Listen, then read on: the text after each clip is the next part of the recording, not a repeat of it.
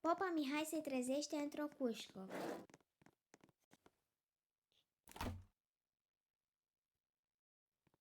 Capra din 99 vine la Mihai.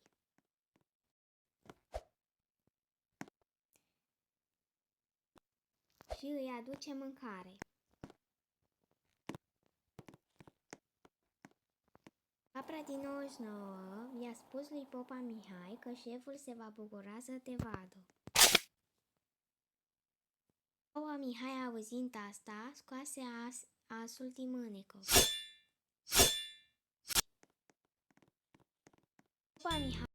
Popa Mihai face o gaură în poartă.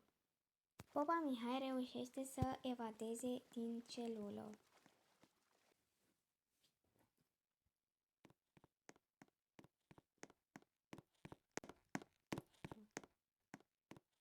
Popa Mihai se duce la spital să-și vindece rănile. Au cerut bani, dar el nu avea, așa că a fugit din spital. Mihai își face o pauză momentală aici. Popa Mihai ascultă muzică la radio.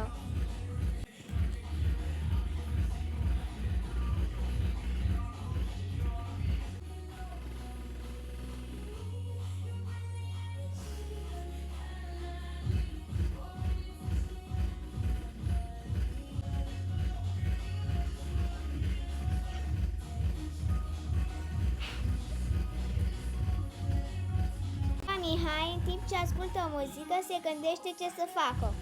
A luat o decizie ca să iasă afară. Popa Mihai a reușit să iasă afară după 5 ani. Popa Mihai se plimbă cu mașina. Popa Mihai s-a făcut rău. Îngerul îi spune lui Popa Mihai că trebuie să se ducă la biserică ca să se vindece. Zâna îi spune lui Popa Mihai că trebuie să aducă un miaul, 6-7, capibara. Trebuie să aducă toate acestea pentru a face un mix magic. Zina îi urează mult noroc. Mihai a ajuns la locul umbrit.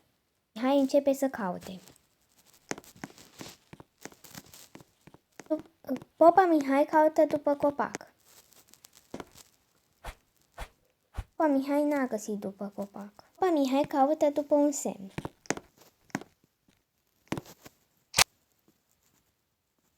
Nu e nici după acel semn.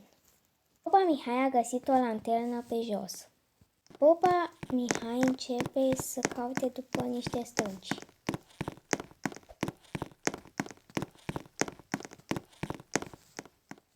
Popa Mihai începe să caute. Popa Mihai se urcă sus pe stâncă. Popa Mihai se urcă sus.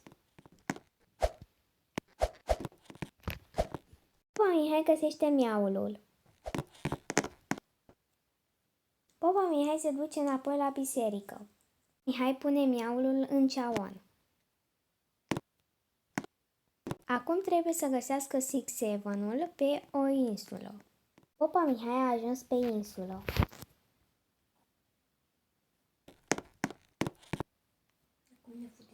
Popa Mihai începe să caute. Popa Mihai caută după un copac, dar nu a găsit. Popa Mihai caută după încă un copac, dar nu a găsit nici după asta. Popa Mihai a găsit 6-7-ul. Popa Mihai a luat 6-7-ul în spate. Popa Mihai se îndreaptă spre biserică. Popa Mihai pune 6-7-ul în cazan. Popa